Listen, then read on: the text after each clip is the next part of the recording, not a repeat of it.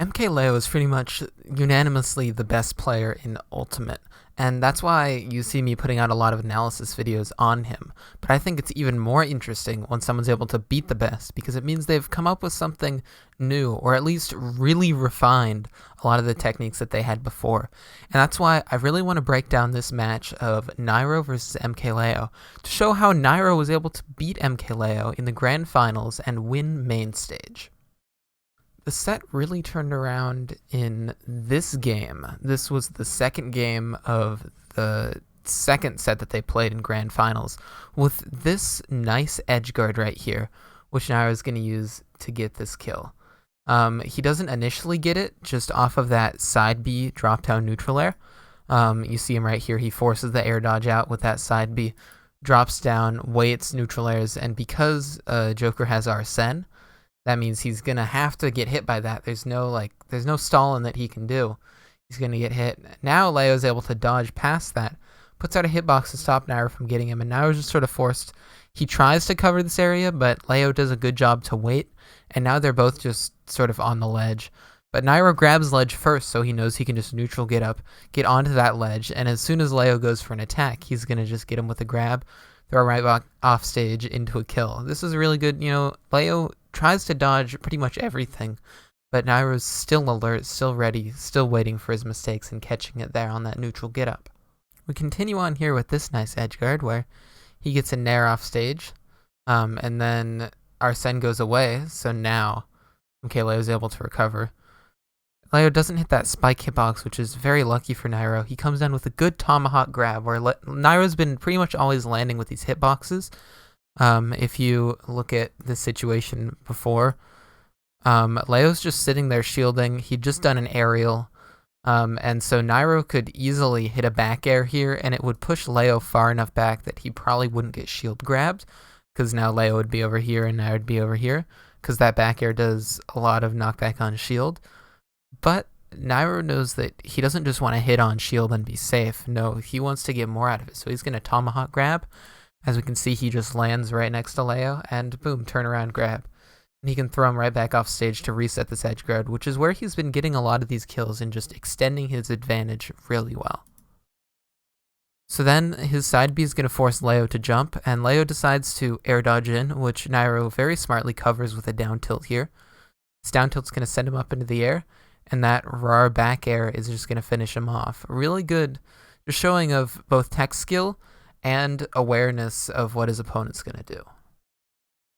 Finishing off this final game, you have Nairo again with Leo off stage, and he's just been catching this habit. I think Nairo was really in Leo's head. He'd really gotten the read on him in this final game, because he's just sort of able to run up to this ledge, shield, wait. Leo now can't go for any attacks, because Nairo was shielding, so all of them would have been blocked there on ledge. And so instead, he could jump, which Nairo could try and cover. He's unlikely to roll because he's at kill percent, and Nairo was just standing within range to punish the roll. And so neutral get up sort of seems to be his safest option. But that being said, that's exactly what Nairo was covering for, and he just gets him with that grab on the timing and is able to back throw him. Of course, this doesn't finish off the stock completely, so Nairo still has to continue this edge guard. But he just drops down there, and he essentially scares Leo away from the ledge. I'll just sort of back it up here. If you look, he drops off stage, comes up with this nair, and he makes sure to go as low as possible, and then rising nair with that jump, so that essentially the loop just gets this entire area.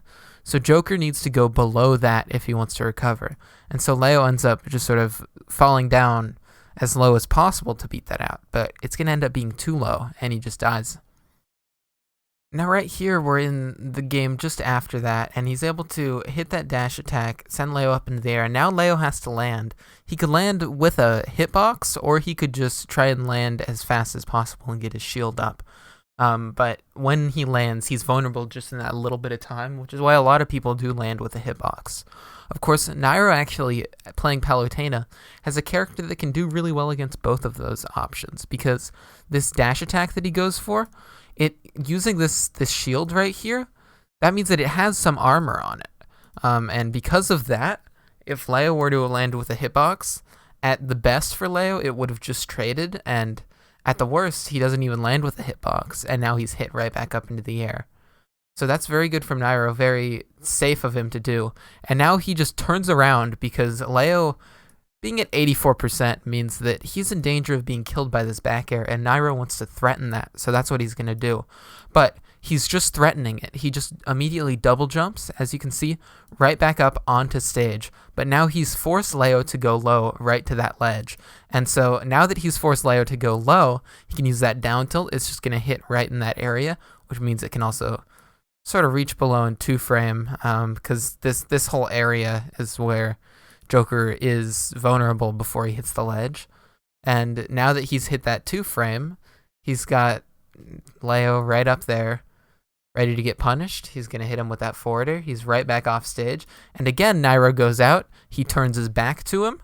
Anywhere along this line, Nairo could go for a back air, so Leo just has to read it. Leo's going to go for an air dodge early because he's afraid of it, but Nairo just smartly waits out, falls below, forces Leo to recover high now because Leo's like, oh shoot, I wasted my air dodge. I got to get out of here. But Nairo's one step ahead of him. He's right back onto stage. He's going to get that grab. He's going to pummel him a few times, and yeet, right into a kill. So before we continue on to this next little bit of analysis, I just want to say a quick thank you guys for all the support on these videos. It's my dream to hit 1,000 subs, and I never really thought it would come true until we were able to hit 500, so already halfway there. That's awesome. But I also just really want to say thank you for all the support in the comments. You know, these numbers, while they do feel cool, that initial effect sort of wears off after a while.